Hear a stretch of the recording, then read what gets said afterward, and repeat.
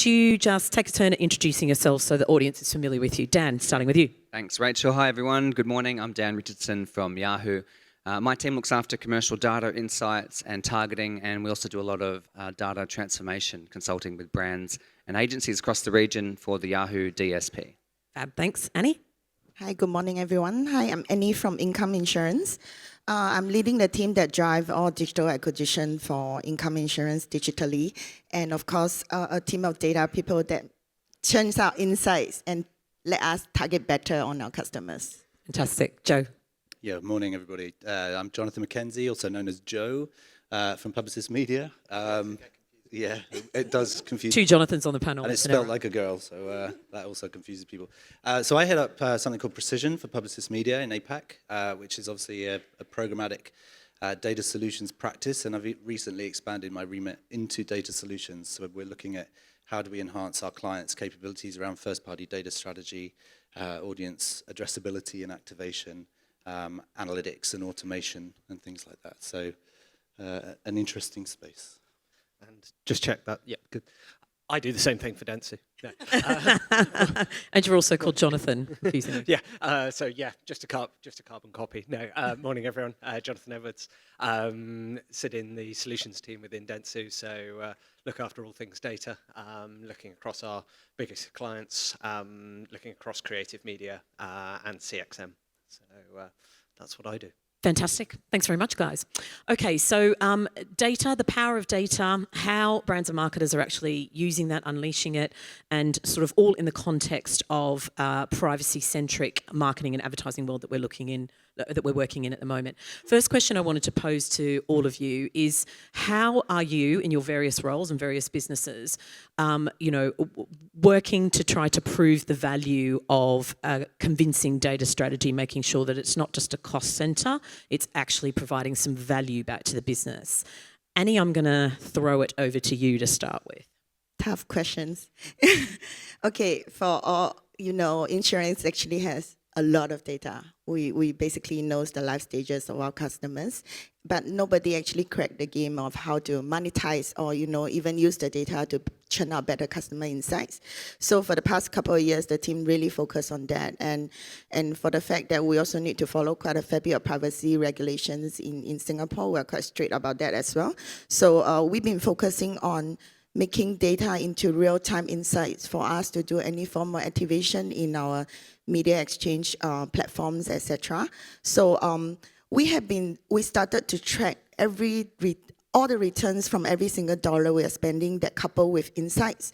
And with that, it's much easier to convince the senior management on how much I should be investing into, making the data more real-time, making the data more digestible by all the platforms that we're using today. So I would think that you always need to sort of layer back to what kind of revenue they are generating with the insights and the data.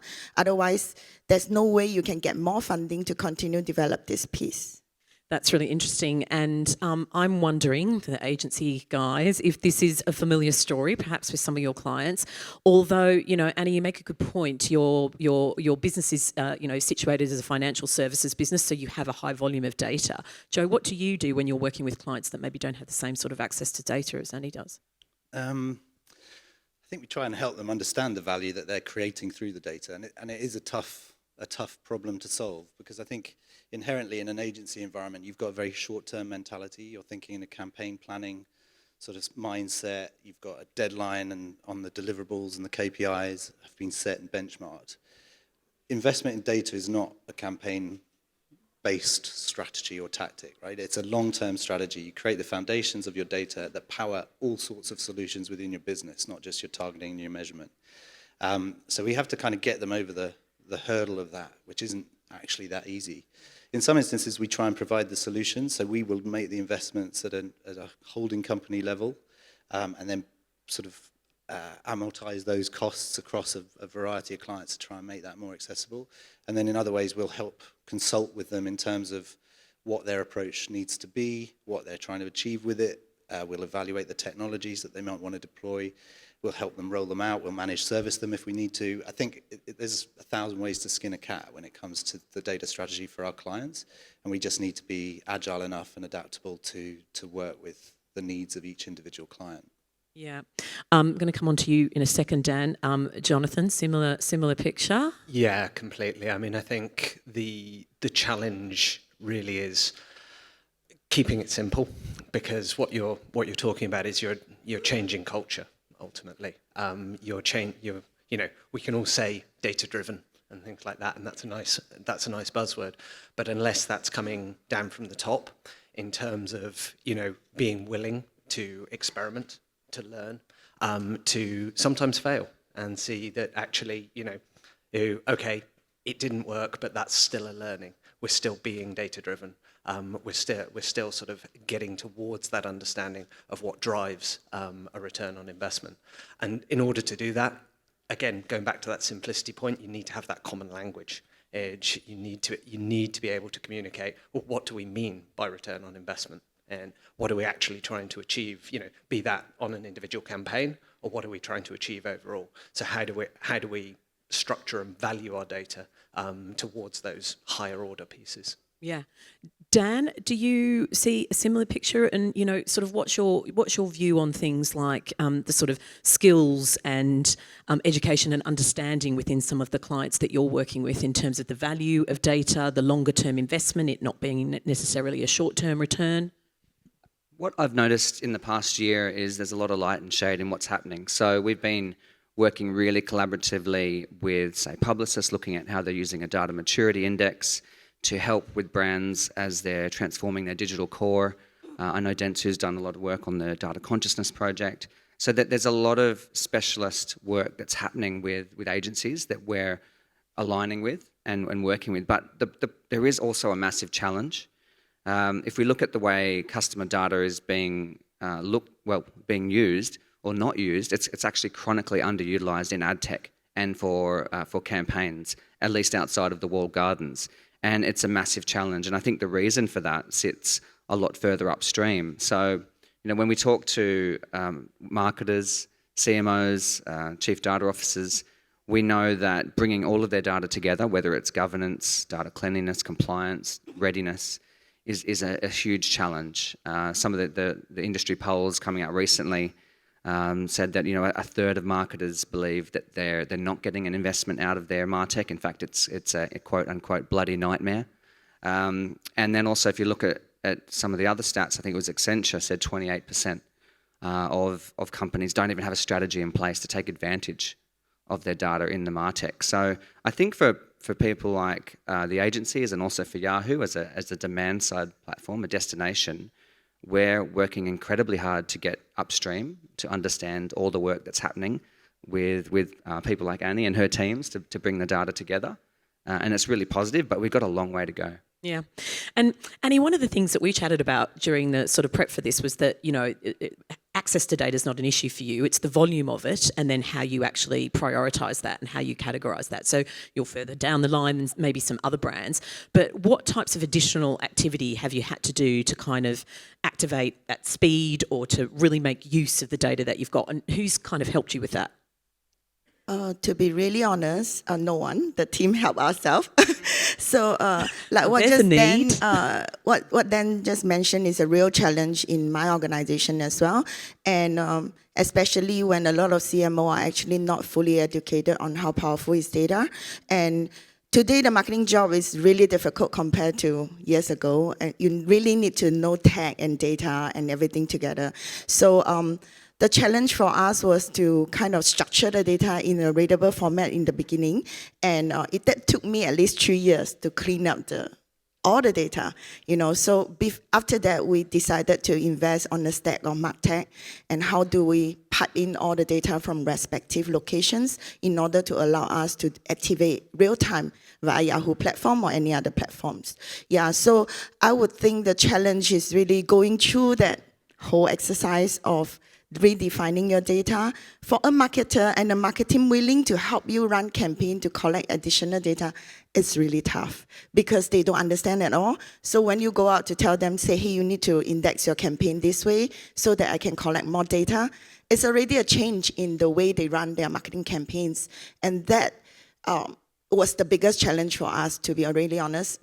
Down the funnel, the journey creation, the data collection, it was really difficult. But I would say that the tech solution available today really enable a lot of work to be easier and marketer driven. So the platform and, letting the marketer know how to use the platform is really important. And Joe, in our prep call, we talked a bit about what you've done at Publicis to kind of skill up the team internally. You've hired people with particular background. Have you got some sort of experience of that? Have you got people in the team that talk about how difficult it is from a brand point of view to implement some of these changes within an organisation and get to grips with the actual value of data? Well, it's a very familiar story. Like almost all of our clients, organising around data is probably the biggest hurdle. So investment and organisation, because ultimately you need everybody to be on the same page, and if they're not, you might have a CMO with an ambition, but if the rest of the organisation is not following up behind him, you're not going to make any progress. So, I mean, what we've done from our side is obviously we've come from a media background. That's our legacy. That's our heritage, our experience. But I've started to hire people that have worked brand side or technology side on the CRM side. So we're now we've got a team where we're fusing sort of all of that media experience and how we analyze and utilize data in a media environment. And we're now trying to fuse that with what brands are thinking about in terms of their customer identity and their customer experience and so on and so forth.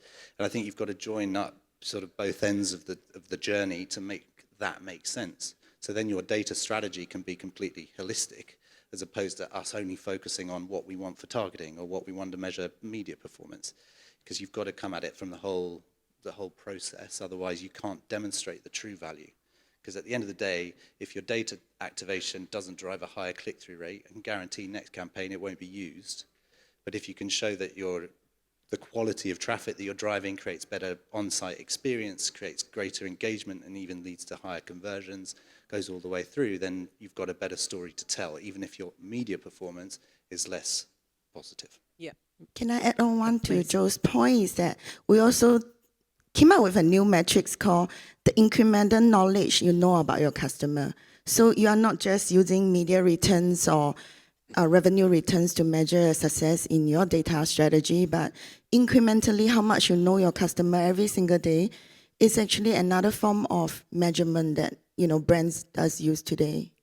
Well, and you raise a really good point, right? Sorry, Jonathan, you're trying to jump in there, but you raise a really good point though, because, part of this conversation is focusing on, what data-driven marketing looks like now, what it's going to look like in another 12 months' time in an environment where we can't rely on the same tools that we've been using inherently. So it's becoming a little more complex, but like you said, every data point that you've got on a customer makes things a little bit easier and a little bit clearer from a marketer point of view. Jonathan, were you about to jump in on that point? Yeah, I was just going to say I agree. Surprise, surprise. And at the risk of being booed off stage, I'm an ex-consultant, sorry. But in terms of that change management, that sort of wrapper that goes around breaking down silos within the business, it's tough. And along with that specialist kind of media understanding and the marketing piece, also, the hard yards around mapping out processes, building races, getting people to understand the why behind this. And I think we click-through rates, things like that, it's really easy to understand. But is that necessarily driving value for your business? Getting to what's actually impacting the bottom line, tying it all back to sales, revenue, margin, whatever it is for your business. And I think that really speaks to Annie's point around that takes time and convincing people to align around that metric, and that way taking them on the journey such that they can see the value, and it's aligning, to KPIs well outside of marketing and things like that. So if I could just add on that, I think what I've noticed in the past year or so, is that agencies are really building out a capability to consult through the full data maturity journey, and the interplay there is between how you actually recognised or compensated from brands, and if that's all about performance, then I think the conversation steers towards conversion APIs and things like that. But a lot of what the agencies are building out is full funnel consulting, and it's really interesting to see that to develop, and how that's actually going to play out, because brands have to invest in full funnel campaigns to realize all of that stuff, and not just, obviously they're tied up with pixel audits and GA4 migrations and all those things, but there's so much more to do. I want to just change gears a little bit and talk about the sort of privacy angle. What I mean there is obviously, again, in an advertising environment which is globally being led by a push towards consumer privacy, that push is not necessarily embedded in regulation in quite the same way across the APAC region. Obviously, it varies from market to market. And Annie, when we chatted, you talked about how the driver for first-party data isn't privacy; it's something else. Tell us a bit more about that. For my organization, we truly believe in customer centricity. So we felt that if you chase after customer experience, definitely regulation will follow through. And like I mentioned to you, PDPA is trying to catch up with GDPR at the moment. So, and Australia is obviously also more strict, when it comes to privacy. So in Singapore is still, I would say, baby step going there. For insurance, because we have a lot of data, however, our data are not recent enough. So that is another challenge for us to how to collect more recent data in a privacy way and use it to target customer with their consent. So that is a difficult job for us because you don't buy insurance every other day. So we have been running campaign trying to convert third-party signals, second-party signals into first-party data. And CDP definitely enable us to do so with a lot of real-time signals that we're collecting about our customer today. And that itself, we have to go through a lot of compliance and internal risk requirement to in order to make sure that the customer understand that every single click, every single journey that they're onboarded with us, we are collecting data and we're using the data to either study about you or better target you or provide you a better recommendation on insurance products. Yep, that's really interesting. I think because we've been talking a lot about customer centricity over the last couple of years, and it's really interesting to hear a story about that coming from a different angle other than privacy. What's your point of view on the agency side, Joe, Jonathan? Are clients pushing for that customer centricity, or are you still very much encouraging them?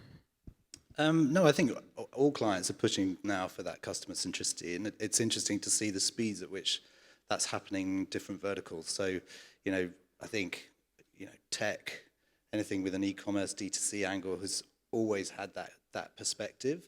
But what we're starting to see now is more kind of CPG advertisers wanting that database to be able to take ownership of their personalization strategies, to optimize their user experiences, and to create that better a sense of who their customer is through that identity.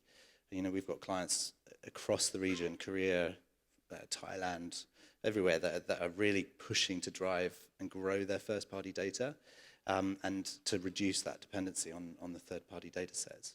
But it is really, it's less about privacy than it is about customer centricity. Yeah, but I think that's really interesting, right? Because like I said, in global markets, the push has really been very legislative. And so, it's been a case of, we've got to do this because otherwise we'll be in trouble. For it to be driven from another point of view, it creates a completely different picture. Jonathan? Yeah, absolutely. I think everyone wants customer centricity. I think it's interesting though when you sort of challenge people to define what do you mean by that, going back to that sort of whole organisation alignment, and also sort of thinking, we talked about performance KPIs, brand KPIs there, trust as a KPI, sort of why are people going to give you data? We've got a first party data strategy. Everyone's going to hand us their data. Really? How have you set up that value exchange? Why? We've done quite a lot of work around this in terms of sort of designing those exchanges around, what's the benefit? What's the purpose? What are you going to do with that?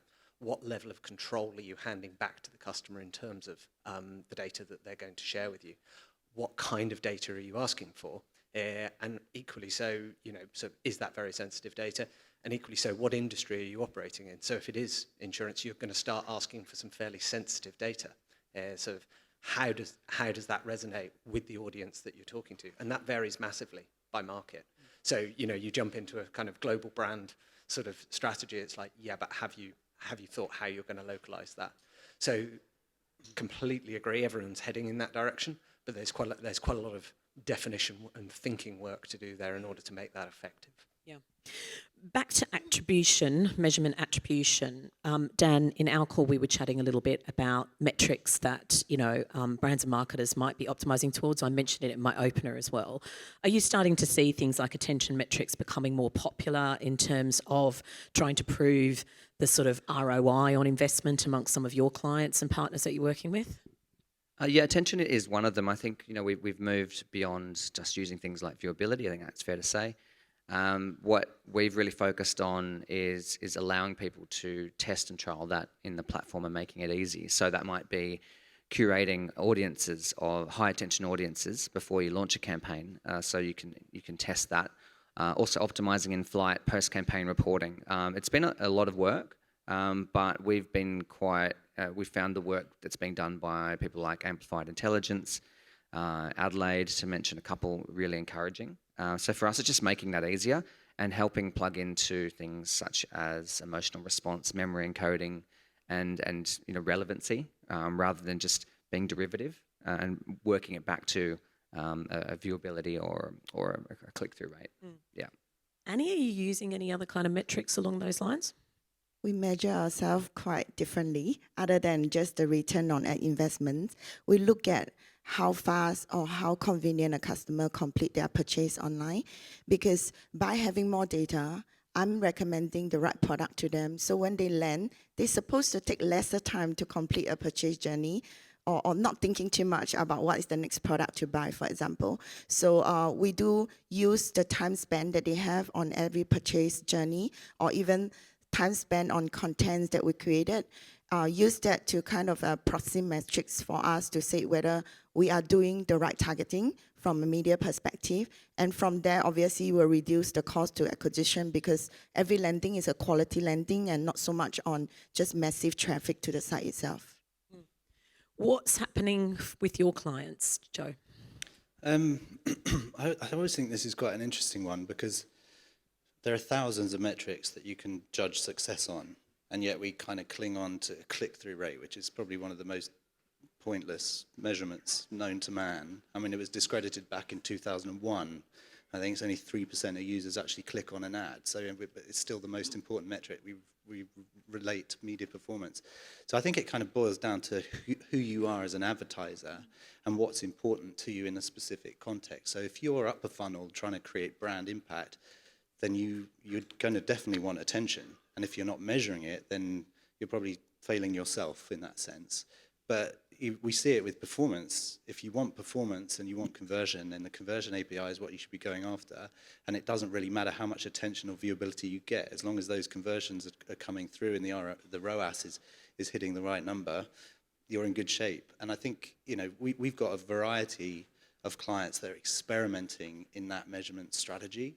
And we've even built carbon measurement dashboards for auto clients across the region to help them understand the impact that their digital advertising is having on carbon emissions, and then optimizing to improve it. So, today we can be as innovative as you like. The data exists, the technology is there. We just got to put the pipes together and bring you the measurement that you need. I don't think we should have a one-size-fits-all set of metrics anymore. And is the appetite there from marketers?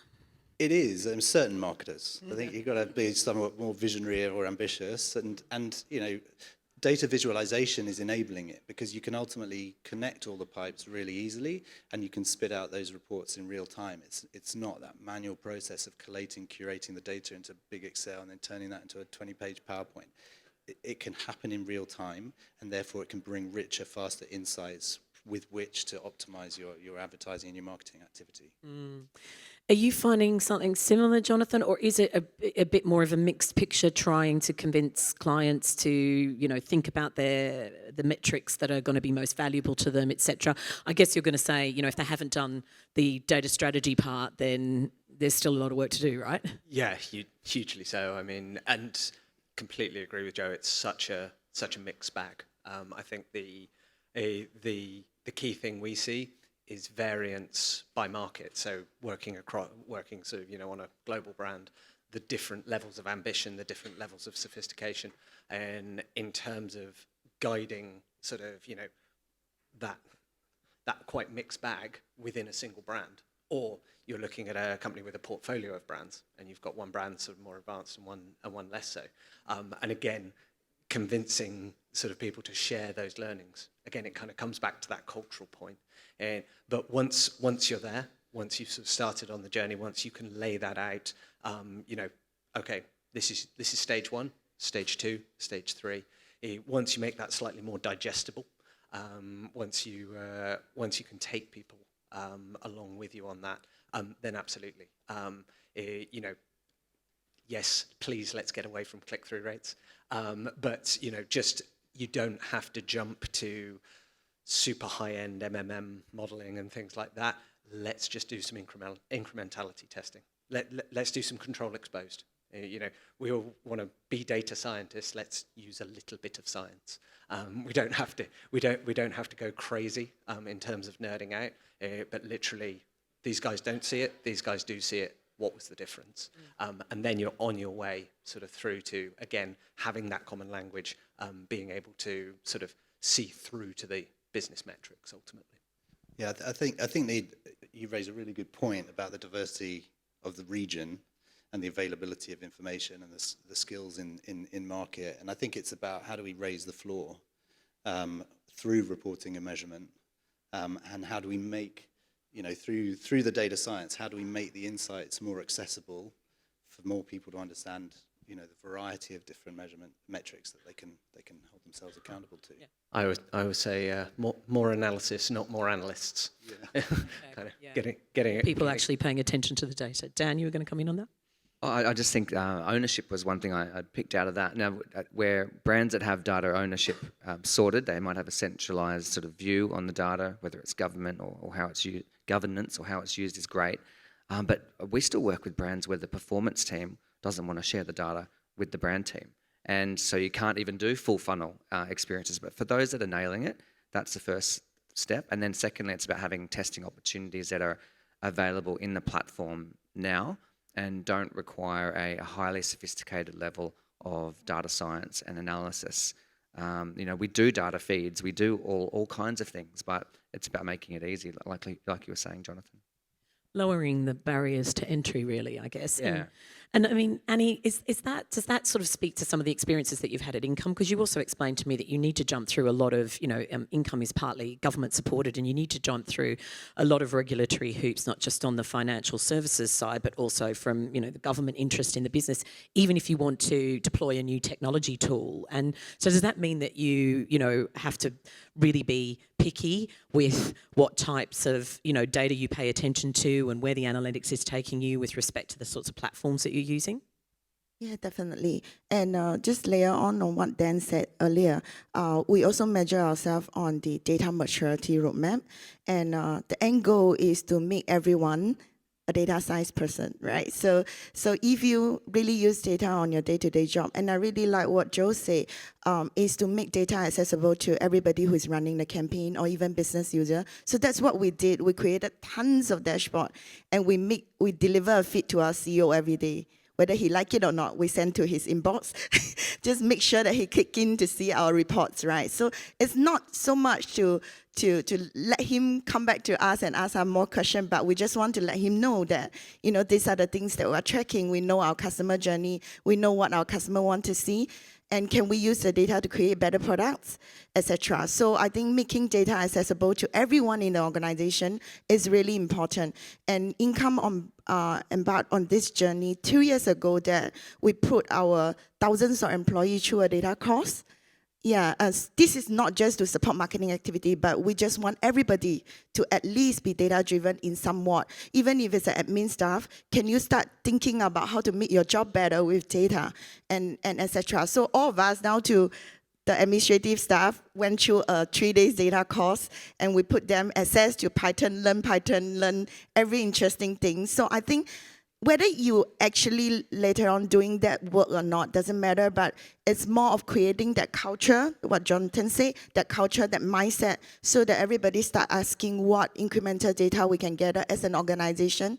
And that really matters a lot, because our customer care people who are dealing with customer every single day now knows what question to ask, so they can input more data point for us to target the customer better later on. Such an interesting example. I mean, there's so much to be said for familiarity around data use management and the language, and just learning the fundamentals and basics, no matter what your job role is really got to contribute to that. You know, the conversation here at ATS concerning data, rowing back years, was about the quality of data in APAC. Do people feel that the quality of data is improving? Its access, but also, and usability, but also the volume and the quality is improving? What's the agency view? Let's start with you, Joe. Good question. I mean, I think, you know, the bulk of the data still sits with the walled gardens. There's no doubt about it. I think there is choice in the market. You've got vendors like Load2Me. You've got Trade Desk bringing out UID. So I think there is choice, and you compare it to Africa, I think it's pretty good. But you look at, you know, what's available in the US or more mature markets in the West, and we're not there. So I think it needs that kind of collective investment, both in time and money, to raise the bar on it a little bit. I genuinely think that clients investing in their own first-party data is the starting point for that, because that foundational layer is going to be the richest insights into your own customers that you have. It's also going to be the cheapest data you can get your hands on. And then you can work with partners to enrich it, and that could be the walled gardens, or it could be, you know, data vendors like Load2Me or Oracle or whoever, to create, you know, scale and add attributes to that to enhance that quality. And then once you've got that, you can work with whoever you want. You know, it could be the super apps, it could be the walled gardens, it could be in the open web.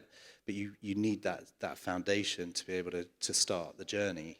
So until you're investing in that, I think the question of quality will be what you can buy from Google and Facebook.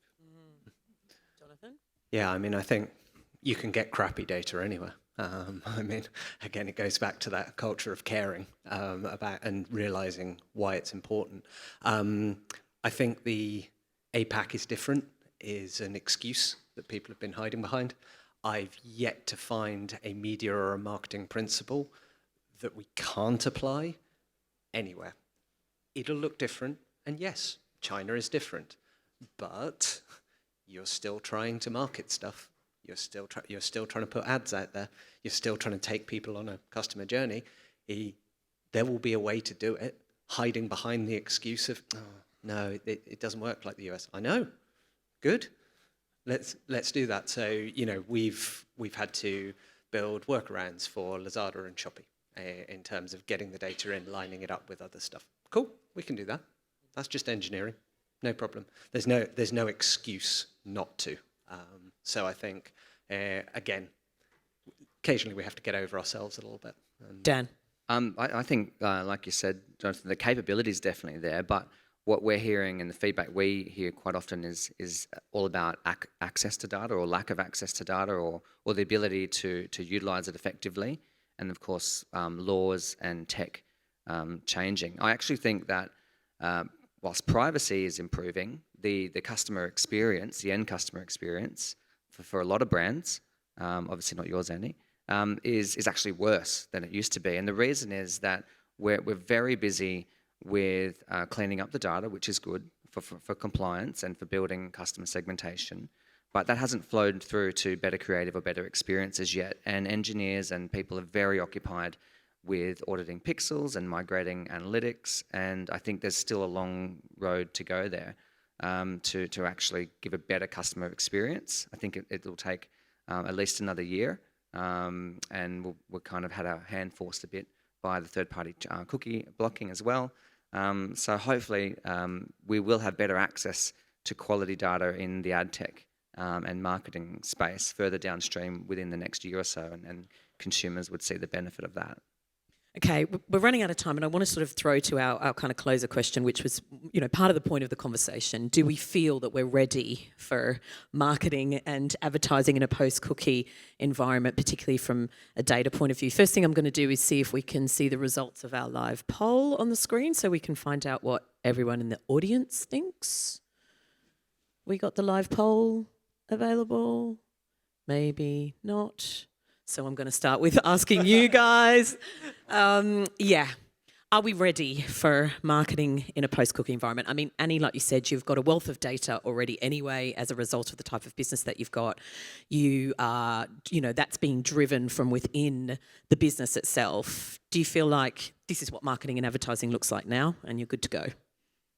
We started prepping for this day 3 years ago. Okay, good. I think we have thousands of data points now that we're collecting in real time via CDP. And like I discussed with you offline, to invest in CDP was a big challenge for insurance firm who is highly governed by MAS in Singapore.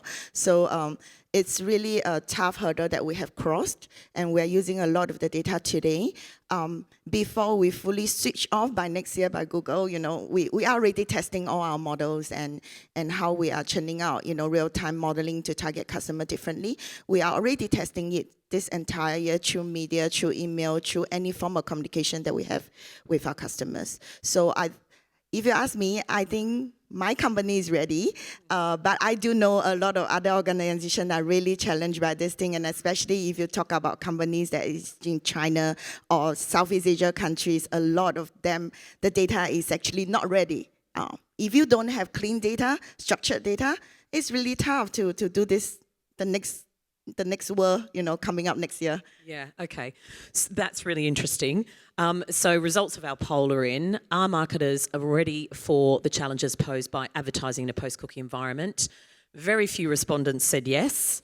Many people said no, we're woefully underprepared, and most people, by the looks of things, said it's a bit more complicated than this. So that kind of broadly reflects what you just said. Joe, Jonathan, what about you guys? Joe? I think the room nailed it, to be honest. I think that it's not one thing or the other.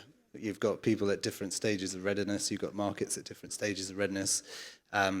Look, I don't think the world's going to end when Google switches off cookies. They've already started it, let's be honest. Yep. That data's disappearing every day. We're probably less than 100 days from absolutely no cookies, third-party cookies being available there. So, the world is changing. It's going to be like a tectonic plate shifting slowly and maybe creating a little earthquake when it lands. But I think we'll survive. We just need to, like Jonathan said, I think we need to be more experimental. We need to have a fail-fast attitude to things. We need to commit to learning from those failures and moving forward. Jonathan? Yeah, I agree. I think agree with the audience. And I'm thinking Annie probably answered yes in the poll by the looks of things. Yeah, go on, Jonathan. I think, look, it's a milestone in that, the direction of travel, I think, is fairly clear. I think it varies depending on what vertical you're in, where your sort of brand is. Are you at risk of becoming, a feature of someone else's platform, or do you sort of stand alone? So it is definitely more complicated. I think, the broader question is, do you have a data strategy? And in some cases, that is, if you don't, it's an existential threat. So, if you're worried about cookies, take a step back and think a little bit more broadly, because you might be missing the wood for the trees. Yeah, Dan. I think as a publisher and an ad tech partner, we've really noticed there are a few key things that are important. It's all about addressability, transparency, and cost effectiveness. We've been undergoing a lot of transformation and change as a business, and the big thing from a first-party data point of view is that we've taken our solution, Connect ID, out of our sort of platforms or community garden, and that has now been placed into a major supply-side platform outside of Yahoo, many more, and then also delivering on what we think brands and agencies are looking for as well, which is a transparent, sustainable supply path where they can drive cost efficiency and effectiveness in a simple transaction through Yahoo Backstage, which we've just launched. So it's about addressability, sustainability, and cost effectiveness in a transparent way for us. Fantastic. Thank you very much, Jonathan, Joe, Annie, and Dan. And a round of applause for my panelists.